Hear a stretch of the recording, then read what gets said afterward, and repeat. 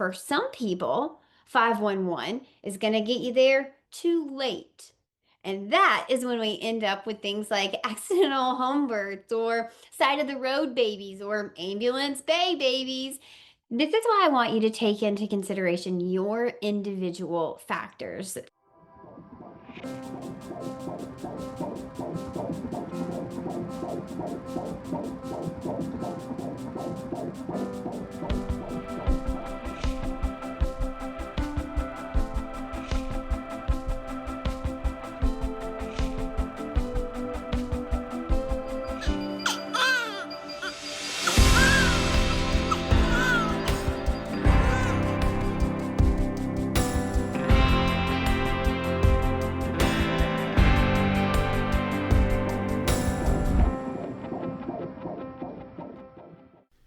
Hello, and welcome back to another episode of the Birth Lounge podcast.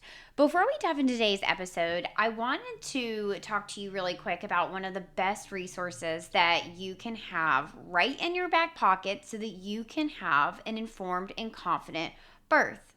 A little bit of real talk is that you absolutely can have a positive hospital birth. Despite what you see on the internet and despite all of the viral birth trauma stories that go crazy wild on Instagram and TikTok and all the social media platforms, you can have a good, positive, uplifting, empowering, joyful hospital birth, but not if you're walking into the hospital system blind to how the system actually works.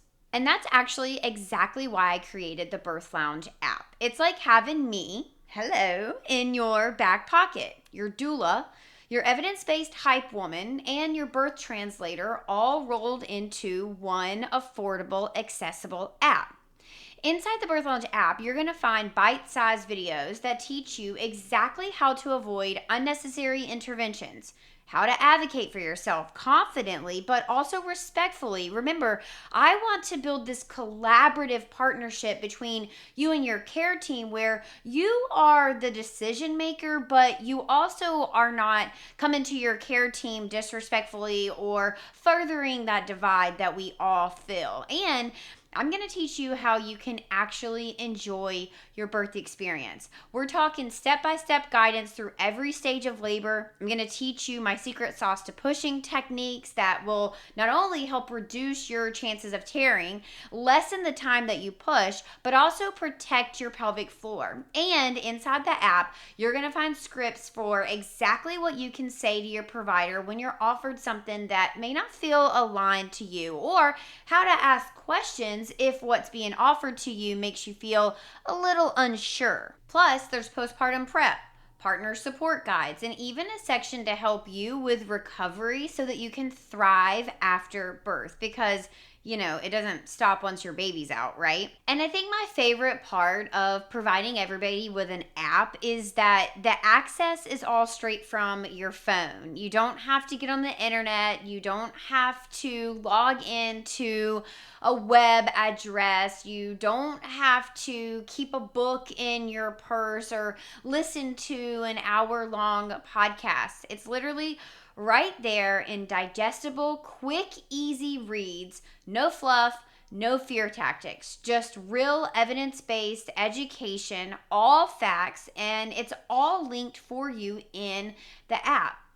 I legitimately designed this app to give you peace of mind and to help you put together a plan that actually works. I'm doing more than what your typical childbirth education app does. I'm not just teaching you what your options are, which anybody out there on the internet streets, they can do that. What I'm teaching you is not only your options, but how do you actually achieve the birth that you want once you know what your options are? How do you actually say no thank you to a 39-week induction when you have no medical necessity for it and you really are dedicated to spontaneous labor? How do you say I'd rather go with this alternative instead of X, Y, and Z? How do you truly decline Pitocin when there's no real need for it and the hospital system is simply trying to speed up your labor?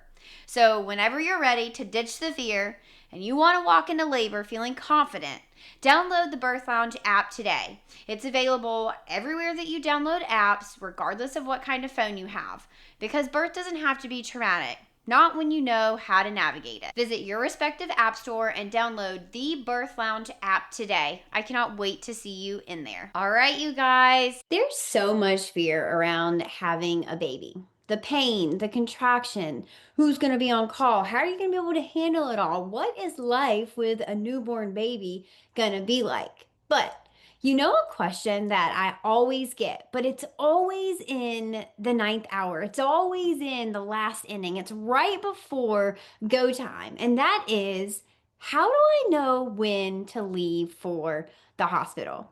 Now, the hospital is going to tell you what's called the 511 rule. They're going to be telling you that when you are having contractions 5 minutes apart, lasting 1 minute, so seriously a whole 60 seconds, and you've been in that pattern for 1 hour, that's the 511, then they suggest that you come to the hospital. But as someone who has been attending labors for 10 years, and I've seen it all, you guys, I have seen people get to the hospital and they're 1 centimeter dilated. I've seen people get to the hospital and they have a baby's head literally hanging out of them. I've seen accidental home births, meaning we didn't plan or prepare for a home birth, but that baby came faster than what we had expected. I've had side of the road babies where we were on the way to the hospital and that baby just would not wait. I have had ER bay babies where we got to the hospital, we pulled up, the valet was taking the car, and that baby was born. I have had hospital hallway babies. I have truly seen it all. 511, the problem with that rule is that it doesn't take into consideration your body, your individual contraction pattern, where you live, your birth goals. There's so much nuance in that conversation. So I actually really hate when hospitals tell parents to come in 511.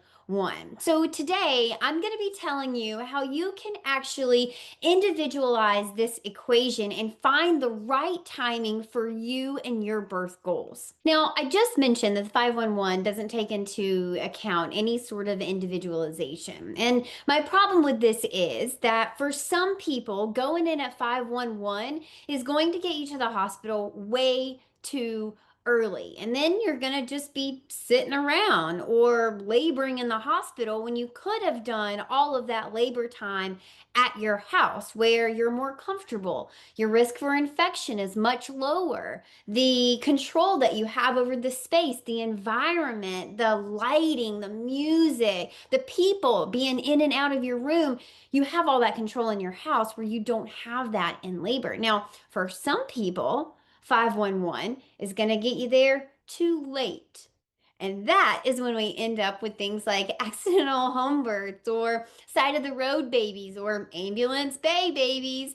This is why I want you to take into consideration your individual factors. Things like, what are your birth goals? Are you hoping to have an unmedicated birth? If that's your goal, then we know that staying at home as long as possible is your best bet. It's going to increase the chances that you are able to achieve that unmedicated birth. Are you hoping to have an epidural? If that's the case, then you may want to consider getting to the hospital earlier rather than later. What if there's a lot of traffic? What if there is no one available to give you your epidural when you first get there? What if triage takes a long time? Going to the hospital at the appropriate time based on your birth goals is a huge part of this equation. You also want to consider, where do you live in comparison to the hospital? Someone who lives 60 minutes away from the hospital should go a lot earlier than someone who lives, let's say, 5 or 7 minutes from the hospital. The other thing, traffic. What does traffic in your area look like at the time that you are trying to transition? Now, one of the things that is kind of a running joke amongst our team is that we have been deemed the contraction queens, and we're always running the GPS based on where you are, like in labor, like where you are in labor and where you live, to determine what is the best time that we should suggest you leave your house to get to the hospital based on your goals. This is just one of the many ways that our team takes that mental load off of our clients and our families when they're in labor. You don't have to worry about that when you're working with us. We take care of all that mental load for you after learning you and your goals and what you're hoping for your birth, knowing where you live, understanding the traffic patterns around your house. We will let you know, hey, if we leave now, getting to the hospital is going to take X amount of minutes, but if we wait a little bit longer, it's going to take X amount of minutes, but obviously we have to stay at home longer. Which one do you feel most comfortable with? So these are questions that you want to be asking when it comes to making the decision about when to leave for the hospital. The other thing to think about is your contraction pattern. Now, in a typically progressing labor, there is a pretty steady flow of contractions, and you can typically identify a pattern where things are getting closer together, more frequent, stronger. And so as that happens, you start to realize, hey, we probably want to be making our way to the hospital. But what happens if your contraction pattern goes from pretty spaced out to really, really fast and really, really intense? Waiting 511 would be a mistake. You want to go ahead and get in the car and get on the way to the hospital if you find that your contraction pattern is really taking off.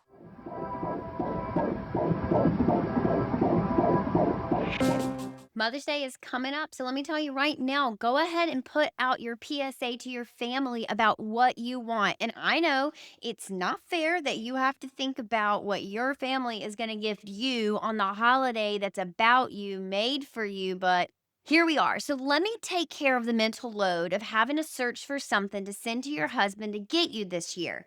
Tell him you want new sheets. He can buy a sheet set for you and then also get a free set to give to someone else, maybe your mom or your mother in law. Have him take care of two in one, because the moms in our lives deserve a bed that we genuinely look forward to getting into every night. Cozy Earth sheet sets are made from viscose, from bamboo. They're breathable, temperature regulating, and they're softer every single time that you wash them. Mine literally feel like a cloud. I've had them so long. They're not just comfortable, they're the kind of cozy that really stays with you. For me, it makes it hard to leave my bed in the morning and leaves me counting down the minutes until I can slip back into bed at night. If you are a woman who likes to live in luxury, Cozy Earth has got your back. So ditch the roses that are going to die and the chocolates that we can buy for ourselves, and have your husband give you the gift that you will be able to use for years to come. Cozy Earth Sheets. Head to cozyearth.com and use my code HeHeBOGO, that's HeHeBOGO, for an exclusive BOGO, buy one, give one. This offer is running from April 12th to April 18th, only on sheet sets. And if you get a post-purchase survey, please mention that you heard about Cozy Earth here on the Birth Lounge podcast. Again, that's cozyearth.com. Use my code HeHeBOGO, that's HeHeBOGO, for an exclusive savings of buy one, get one. Again, that's cozyearth.com. Use my code HeHeBOGO from April 12th to April 18th. These sheets are perfect for the person who makes every day feel like home.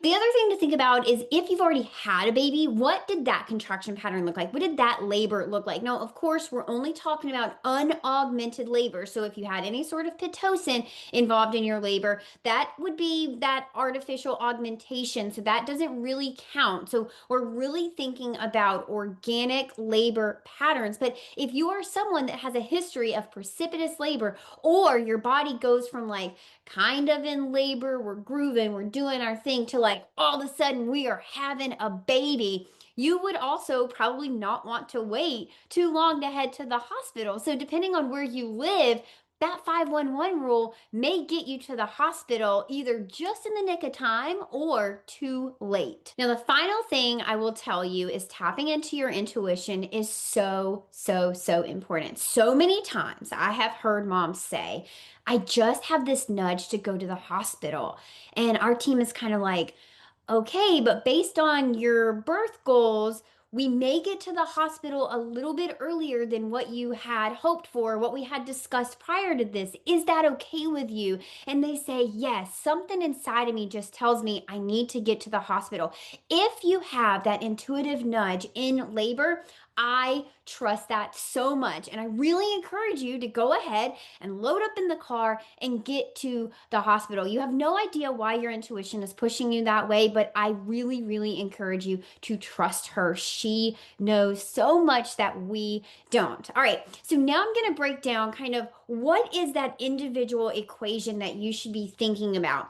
If you live 45 to 60 minutes from your hospital, I think the 511 rule is really appropriate. You are having contractions that come every 5 minutes. They are lasting 1 minute, and you've been in that contraction pattern for about an hour. Now, if you live 30 to 45 minutes from your hospital, you might want to consider something more like a 411 rule. So your contractions are coming every 4 minutes. So you've stayed home a little bit longer than the 511 folks. You have been in that contraction pattern for an hour, and they're lasting 1 minute when they do come. Okay. Now, anybody who lives 30 minutes or less from their hospital, we typically recommend a 311 rule. Now, this is primarily for people who are hoping to achieve unmedicated birth, or you're hoping to get an epidural at the latter part of your labor. If you are hoping to have an epidural earlier in labor, obviously going into the hospital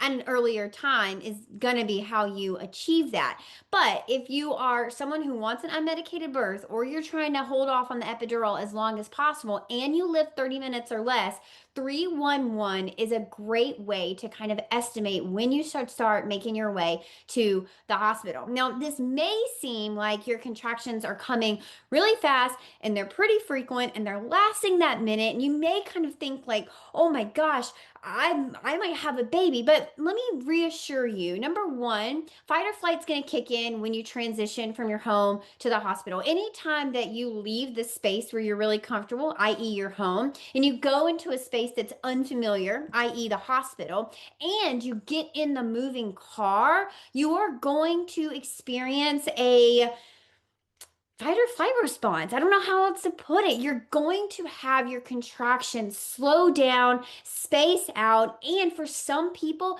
they stop altogether. Now, waiting until 311 not only is going to decrease the chances that they stop altogether, but it's going to put you far enough in labor that that transition from home to hospital is likely not going to set you back too much. Meaning, as soon as you get to the hospital and into a triage room or settled into an L&D room, likely your labor contractions will come back in a rhythmic pattern. It also has another benefit, which is once you get to triage, we have so many stories of women being forced into having cervical exams in order to quote unquote be admitted to the hospital. Now, you know, if you're not new here and you've been here for a moment, you know that you should not be forced into anything in labor, especially a cervical exam. No one should be putting their fingers inside of your body, especially your private parts, without your consent or forcing you to agree to something like that. However, unfortunately, in the US medical system, we know that there are millions of stories that do transpire just like that.